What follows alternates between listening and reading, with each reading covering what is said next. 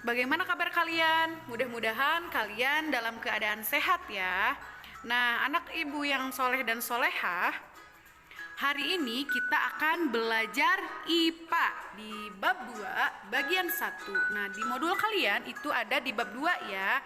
Nah, sebelum kita mulai, mari kita baca basmalah bersama-sama.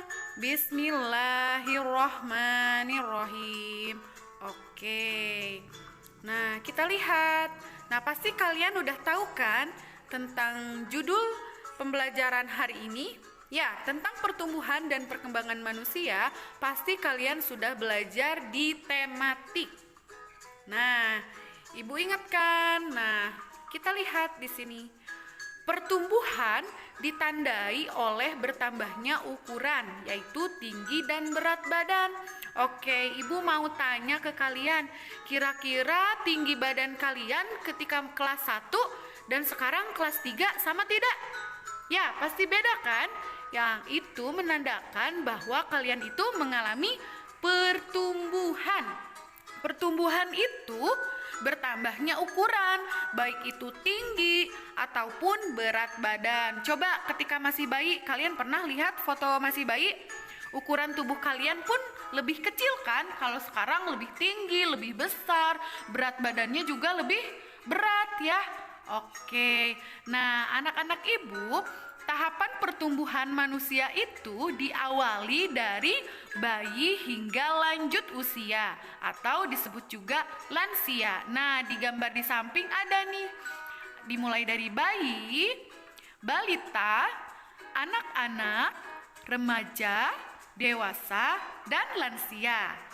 Nah, selanjutnya nih, supaya kalian bisa membedakan apa sih pertumbuhan, apa sih perkembangan. Nah, kalau perkembangan manusia itu ditandai dengan perubahan kemampuan. Ingat ya, perubahan kemampuan. Kemampuan apa? Fungsi tubuh, kecerdasan, dan tingkah laku. Nih, contohnya seperti ini. Saat masih bayi, manusia itu bergerak dengan merangkak ya. Kakinya masih digunakan untuk merangkak. Sedangkan ketika sudah TK, kakinya bisa digunakan untuk berjalan. Nah, berarti kemampuan fungsi tubuhnya itu berubah ya, mengalami perkembangan. Selanjutnya nih, saat balita kita belum bisa menulis huruf atau kalimat.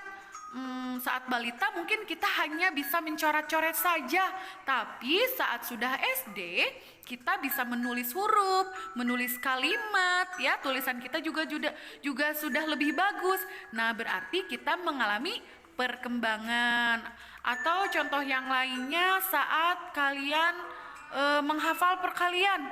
Dulu ketika waktu umur 3 tahun mungkin kalian belum hafal ya perkalian, tapi sekarang pasti sudah hafal karena kalian mengalami perkembangan ya, kecerdasannya berkembang, bertambah seperti itu ya.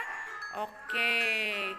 Sekarang kita akan bahas faktor atau hal yang mempengaruhi pertumbuhan dan perkembangan. Hah? Apa ya? Nah, supaya kita bisa tumbuh sehat, berkembang dengan baik, ada hal yang mempengaruhinya. Di antaranya adalah ya, faktor keturunan atau sifat yang diwariskan oleh orang tua. Coba kalian amati wajah kalian dan juga amati wajah orang tua kalian. Kalian mirip siapa tuh? Mirip ayah atau bunda? Nah, itu diwariskan dari orang tua kalian ya. Warna kulit, warna rambut, bentuk mata, bentuk hidung, tinggi badan, seperti itu dipengaruhi oleh keturunan yang diwariskan oleh orang tua kalian. Seperti itu. Lanjut. Yang kedua adalah makanan bergizi. Nah, siapa yang mau tumbuh tinggi? Nah, kalau mau tumbuh tinggi, kalian harus makan makanan yang bergizi ya. Oke, selanjutnya kita juga butuh olahraga. Nah, dengan olahraga tulang kita, badan kita menjadi sehat dan bugar. Selanjutnya, istirahat yang cukup. Apalagi kalian masih dalam masa perkembangan, masih dalam masa pertumbuhan, kalian butuh istirahat yang cukup ya, jangan begadang-begadang. Selanjutnya kebersihan tubuh. Nah, kebersihan tubuh juga sangat mempengaruhi pertumbuhan kalian.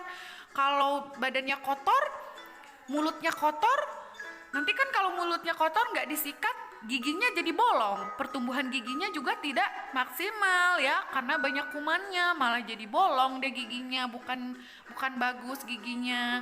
Selanjutnya, lingkungan yang bersih. Nah, lingkungan yang bersih juga berpengaruh terhadap pertumbuhan dan perkembangan kita ya. Selanjutnya adalah rekreasi. Nah, dengan rekreasi kan hati kita menjadi senang, menjadi happy. Nah, ketika kita happy, senang, kita bisa tumbuh dengan sehat ya. Seperti itu, rekreasi itu tidak hanya jalan-jalan ke tempat wisata ya, main di taman, main bersama orang tua, bersepeda, itu juga termasuk rekreasi. Selanjutnya yang tidak kalah penting adalah ibadah. Kalian jangan lupa ibadah ya, karena dengan ibadah, dengan sholat, hati kalian akan merasa tenang. Seperti itu, lanjut. Nah, tadi kan sudah Ibu sebutkan bahwa hal yang mempengaruhi pertumbuhan dan perkembangan salah satunya adalah makanan bergizi. Siapa yang tahu makanan bergizi itu makanan seperti apa sih? Ya, betul. Ada dagingnya, ada telurnya. Itu boleh milih ya. Daging, telur, ikan, ayam itu merupakan sumber protein. Tahu juga sumber protein ya. Tahu, tempe juga itu sehat banget karena banyak mengandung protein. Selain itu, ada juga siapa yang suka makan kacang? Kalian pernah makan kacang? Nah, kacang juga mengandung protein ya. Selanjutnya ada karbohidrat. Nah, coba kalian lihat gambar di sini. Makanan yang mengandung karbohidrat itu adalah apa aja? Ya, ada roti, ada nasi, ada jagung, ada umbi, ya, ada kentang. Nah, Ibu punya challenge nih buat kalian. Kalian di rumah punya betadine nggak? Kalau punya, nanti kalian coba deh teteskan. Coba kalian ambil sedikit nasi, sedikit roti, atau sedikit kentang atau mie gitu di rumah. Nah, kalian haluskan, boleh pakai sendok gitu. Nah, tapi jangan dicampurkan ya antara nasi, antara jagung atau roti, dipisah-pisah aja. Kemudian kalian teteskan beberapa tetes betadine. Nah, kalau betadine itu berubah warnanya, betadine kan warnanya apa coba? Betadine kan warnanya merah ya. Nah, ketika diteteskan ke nasi, coba kalian amati kira-kira warnanya berubah nggak? Apakah berubah menjadi biru kehitaman atau kehitaman? Nah, kalau berubah menjadi biru kehitaman atau kehitaman, berarti makanan itu mengandung karbohidrat ya. Oke, selanjutnya adalah lemak. Nah, kalian membutuhkan lemak ya. Nah, lemak itu bisa berasal dari alpukat, minyak goreng, ikan, telur, kacang-kacangan. Nah, lemak itu sangat bermanfaat buat kita, tapi jangan terlalu berlebihan. Selanjutnya adalah vitamin dan mineral. Nah, zat dalam makanan bergizi seimbang dia. Selanjutnya adalah vitamin dan mineral. Nah, siapa yang suka makan wortel? Ya, wortel itu adalah sumber vitamin A yang bagus untuk mata. Selanjutnya ada air. Nah, di sini siapa yang suka males minum? Minumnya pengen yang berasa aja. Jangan kebanyakan ya. Nah, lebih sehat itu minum air putih, air bening ya, air mineral. Nah, oke. Jadi zat dalam makanan bergizi seimbang itu harus mengandung apa aja? Ya, protein, lemak, karbohidrat, vitamin dan mineral, serta air. Ingat ya. Oke, selanjutnya. Berdasarkan fungsinya, zat gizi tersebut dibagi ke dalam 3 golongan, yaitu zat tenaga, yaitu karbohidrat dan lemak. Jadi ketika kita memakan karb yang mengandung karbohidrat, itu bisa menjadi sumber tenaga bagi kita.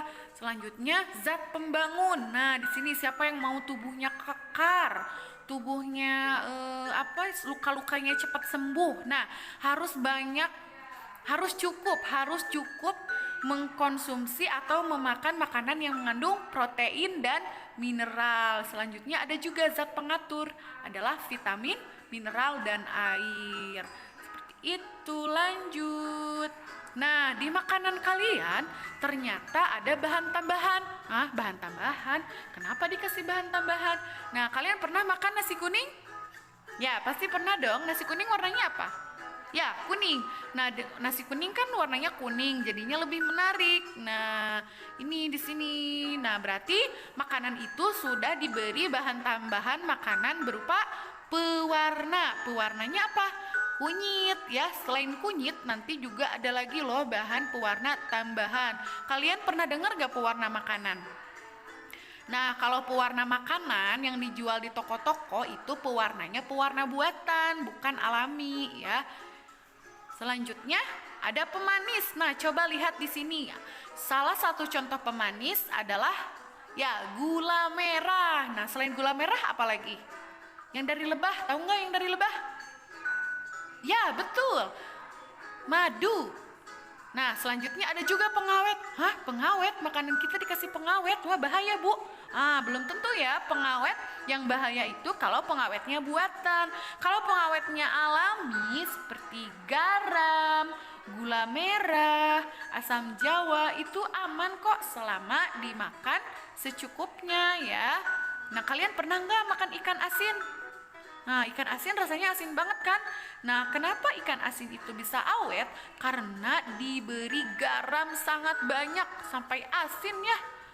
Oke, selanjutnya adalah penguat rasa. Penguat rasa. Siapa yang suka makanan pedas? Yang suka makanan gurih? Nah, makanan pedas, makanan gurih, makanan yang rasanya harum itu diberi penguat rasa. Penguat rasa itu misalnya adalah bawang merah, bawang putih. Terus ada lagi kalau penguat rasa pedas apa? Ya, cabai. Selanjutnya ada juga penguat rasa buatan seperti micin ya. Kalian tahu micin? Nah, itu penguat rasa buatan ya. Jangan terlalu banyak makan micin. Oke, selanjutnya nih coba dilihat. Ini adalah kemasan Indomie. Nah, di Indomie di komposisi coba kalian lihat. Komposisi mie, tepung terigu, minyak nabati, tepung tapioka, garam penstabil nabati, pengatur keasaman, mineral, terus ada pewarna tartrazin. Gimana? Kalian ketemu? Ada pewarna tartrazin? Nah, pewarna tartrazin itu adalah pewarna buatan ya. Makanya kalian jangan terlalu banyak makan mie. Udah mengandung pewarna buatan. Terus ada juga penguat rasa buatan tuh di bumbunya. Coba kalian lihat, garam, gula, terus ada penguat rasa. Tuh di situ ada penguat rasa mono, natrium glutamat dan juga dinatrium inosinat dan guanilat. Jadi jangan terlalu banyak ya. Udah mengandung pewarna buatan, bumbunya juga penguat rasanya juga ada ya. Ada mononatrium glutamat dan juga dinatrium inosinat. Nah, coba deh kalian di makanan cemilan kalian coba dilihat komposisinya. Apakah memiliki pewarna buatan dan penguat rasa buatan? Nah, coba ya dicek dulu sebelum jajan, dicek dulu komposisinya ya, supaya kalian bisa lebih hati-hati saat membeli jajanan. Oke, seperti itu. Kalian ngerti nggak? Itu ya, mudah-mudahan kalian ngerti. Oh iya, satu lagi. Kalian ada yang suka jajan yang manis-manis? Nah, coba deh kapan-kapan kalian kalau jajan yang manis-manis, coba di kemasannya lihat apakah mengandung aspartam atau sakarin. Nah, kalau mengandung itu jangan terlalu banyak dimakan ya.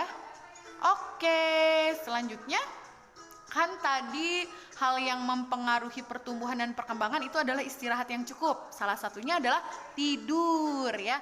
Nah, di sini Ibu akan memberitahu kalian ada beberapa sunnah sebelum tidur. Di antaranya adalah kita harus wudhu, membersihkan tempat tidur, membaca ayat kursi, kemudian meniup telapak tangan, membaca surat Al-Ikhlas, Al-Falaq, dan Anas, kemudian mengusap kepala, badan, dan wajah. Kemudian kita juga harus berzikir, posisi tidur miring ke kanan, jika terlentang kaki kanan di atas dan kaki di atas kaki kiri. Selanjutnya membaca doa. Ingat ya, nanti malam kalian sebelum tidur harus wudhu dulu, membersihkan tempat tidur, dan baca doa. Jangan lupa sikat gigi. Oke. Alhamdulillah, sekian penjelasan dari Ibu. Semoga kalian mengerti. Ditutup wabillahi taufiq wal hidayah. Wassalamualaikum warahmatullahi wabarakatuh.